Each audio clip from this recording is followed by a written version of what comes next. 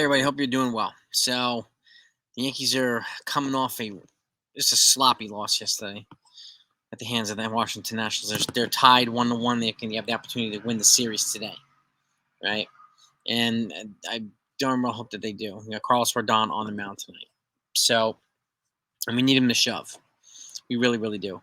The Yankees last night, Colden wasn't great. He wasn't awful. Kept them in the game, but the bats didn't do much. It was sloppy defensively across the field, particularly in the infield.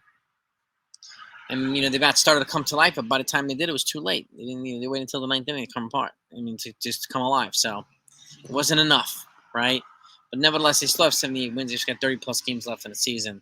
And at this point, they probably need to – they want to, lock down the division. They probably need to play 600-plus ball the rest of the way. So, and we'll see what happens here. We will see what happens. But I wanted to ask you today, DJ LeMahieu. Okay, I know we've talked about him recently a lot. The fact of the matter is, he no longer looks like DJ LeMahieu, unfortunately. He's over the Mendoza line. He's over 200. He hasn't been. Okay, I'm happy to see that. But this is not the DJ LeMahieu of batting title years, of, the healthy clutch player, versatile guy for years. He's no longer that. He can barely hit the ball. He's not a great fielder. And even though I'm sure he's a great guy. He looks like he's a great teammate and a leader. Those are intangibles that are hard to replace. I get it. But at this point, is he going to help the Yankees make a deep run in the postseason? I don't think he will. So is it time to sit him for the rest of the year and just give Ben Rice a shot at first base? Or if Ben Rice isn't the answer, is Anthony Rizzo going to be the answer when he comes back? And if he's not the answer, is John Birdie going to be the answer when he comes back? Okay? All these guys are in rehab right now. Anthony Rizzo, John Birdie, so is Clark Schmidt and some of these other guys as well. So we do have some bats coming back. Anthony Rizzo went deep last night, which is great. But at the end of the day, he's also an aging player, just like DJ LeMahieu. And Ben Rice is a 25-year-old player, is a rookie. He's had some growing pains. Okay, is he the future? I don't know. Which is why I really, really hope that they consider Spencer Jones for a potential first base position. Okay, they gave him a first base glove. They haven't really utilized it. I don't know why. And I do think a year, or maybe almost a year, AAA in 2025 will be a good transition piece for him, because he still needs to work on some things. Okay, yes, his strikeout levels are high. Okay, and there's one reason why he draws comparisons to Aaron Judge, because Judge had the same problem in the minors and when he first came up to the majors. Struck out way too much, right? And he got much better in that regard, and I think the same thing will happen to Spencer Jones. But he's also a giant, like Aaron Judge, both 6'7". Okay, even though he's made adjustments to his hands, he needs a little bit more time to get used to that with his figure, with his body, as does Aaron Judge. Right? Aaron Judge did. Okay, so he's got similar power potential. He's some light tower home runs, but at the end of the day, I think he'll be a 20-25 or a 30-30 guy. Steals, because he steals a lot of bases too, and is an elite defender. Okay, but why do I say first base? Well, we don't really have an answer at first base in the future. Unless they're going to go for Ben Rice, then okay. But what's going to happen if that's the case and Spencer Jones is out there? Well, how are you going to play? Because obviously Aaron Judge is here. Well, hopefully Juan Soto stays here. And you have Jason Dominguez coming up, right? How are you going to make room for Spencer Jones? The easiest way to get him in the lineup is first base. That way you can have him and Jason Dominguez in the lineup at the same time, along with Aaron Judge and hopefully Juan Soto and the rest of them. Okay, just to seed the plan, something to think about. Okay, now hopefully to do. And why do I say first base? Well, there's a couple other. One of the things that's constant is elite defenders tend to transition well at first base. Okay, and case in point, I'm going to give you one example. Not an outfielder, but Joe Mauer, his catcher, Hall of Famer, had a 995 fielding percentage as a catcher. But as he went later in his career, he got older. They were worried about injuries and everything, so they transitioned him to first base. He had a 996 fielding percentage at first base. He transitioned extremely well to first base, right? And Why do I say that? Well, there's a couple other guys, and I have them written down here for you because I think you might find this interesting. Okay, how, particularly catchers, and I'm gonna get to my end point here as well. So, by the way, make sure you subscribe to this channel if you haven't done that yet, please. Your support really, really, really means the world, and I greatly appreciate it. Hit that notification as well. I don't want you missing anything. Okay, now there's a couple of Yogi Berra transitioned from catcher, but not the first base to the outfield. His offense dropped a little bit. He went from 25 homers a year to 19 a year. So the offense dropped a little bit.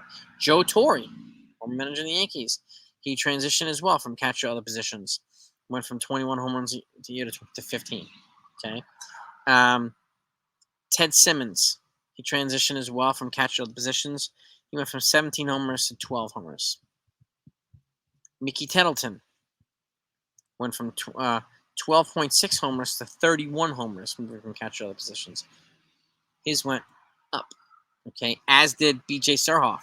He went from 4.7 home runs as a catcher to 19.5 home runs as a catcher, as a multiple position player.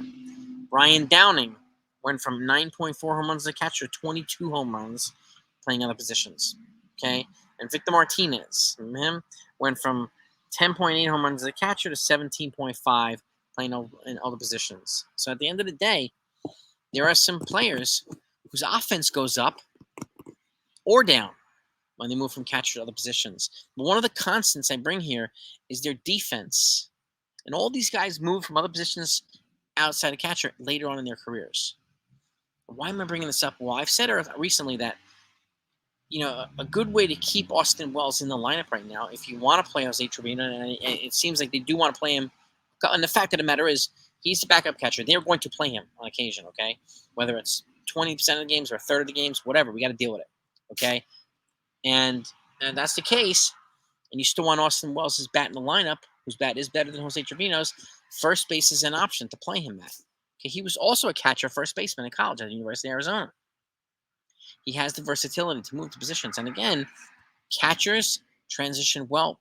Joe Mauer specifically transition well to first base. There's not much of a transition period. The guys that are stout defenders tend to do well at first base, historically speaking, okay? And this is a way of getting Austin Wells in the lineup and keeping him in the lineup, that lefty bat in the lineup at the 4 spot or whatever, between Aaron Judge and Giancarlo Stanton, however you want to have it. This is a way of keeping him in the lineup. And the fact of the matter is, if Anthony Rizzo comes back and doesn't do enough, Ben Rice, they haven't played him enough to give him an opportunity to heat up again, right? And DJ's clearly not the answer. Well, we have a guy in-house. Are we going to let him ride the bench while we are deciding which one of these underwhelming players we want to play first base? We have a guy on the bench that's better than all of them. He's better than Oswaldo Cabrera, too. Okay? I like Oswaldo Cabrera's energy. I'd like him to be the utility guy. Okay? But the fact of the matter is, we have a guy here, Austin Wells, who can play first base. And it's not going to be a drastic change for him because he's already played first base. Okay? And to me, this is a way of getting his bat in the lineup on days where Jose Trevino is behind the plate. And Jose Trevino does have a good rapport with a couple of catchers and a couple of pitchers, okay? And a lot of position players. And it didn't look like it last night. The guys were all over the place. He threw the bullet right down to second base for him to get a steal. Got to try to nail a guy stealing the base. Anthony Volpe and Gleyber Torres, they were just staring at the butterflies. Neither one of them.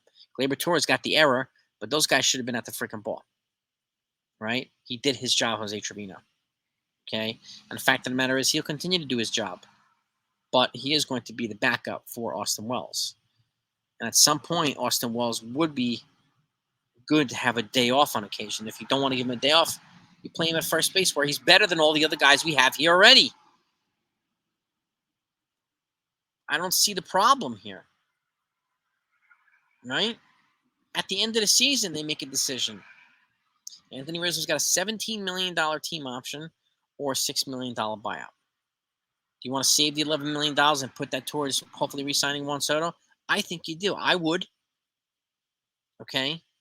TJ Rumfield, playing in the minors, highly regarded prospect, is also known for good defense. Could he get an opportunity at first base or third base? He plays first and third. I'd be fine playing him a third instead of a guy like Alex Bregman in free agency, which would give us the opportunity to move Jazz Chisholm to second base, where he was an elite defender for all these years.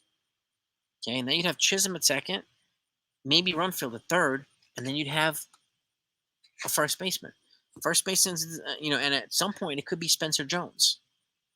That to me is a heck of a lot of a better offensive and defensive alignment. Spencer Jones is also known as an elite defender in the outfield.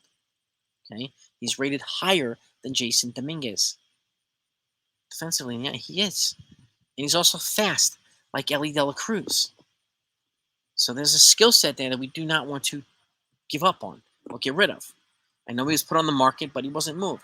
And apparently a lot of the experts were not high on him because of his strikeout rate. Yes, he needs to lower that. Okay? We'll take some time. Yes, I do think it's some time in AAA would do him some good. Let him work with Shelly Duncan and the boys out there in AAA. Let him work on these things while refining his technique and swing and so on and so forth. Right? So the fact is, it looks like he's going to be 25 and 25 or a 30 and 30 guy pretty much annually. And if you could do that, wouldn't you want that in the lineup? I know I would. Okay? I don't even hit 60 home runs. That's what freaking Aaron Judge is for. He's the power guy here. Giancarlo Stanton is the power guy when he's healthy. We have the Twin Towers here. Okay? I'm okay if Spencer Jones does that, even though he's a giant like these other guys. Okay? And then if you add Austin Wells to that, who plays regularly, you add Juan Soto to that, you add Jason Dominguez. Right there to 6 guys. That'll give pitchers hell. Nightmares. And we haven't addressed the other positions yet. But that right there is a good lineup and a good outlay in the field. But going back to the question, I do think it's time to sit DJ LeMahieu. I like him, but I don't think he's going to make the postseason roster. And it might be a good time to just sit him. Maybe they want to play him out of blind loyalty, fine. But the rest of the season, fine. But I don't think it would be a good idea to put him in the postseason roster. We have to have the best guys per position. I've said this already, repeatedly. Okay? And again, do not be afraid, please. Whoever's making this decision, we don't know if it's Boone or Cash. We don't know.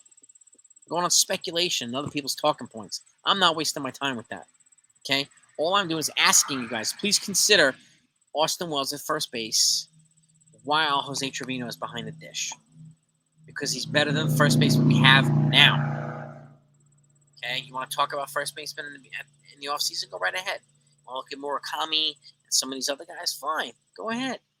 But at the end of the day, what we have right now in-house is better than what we have anywhere else. Okay?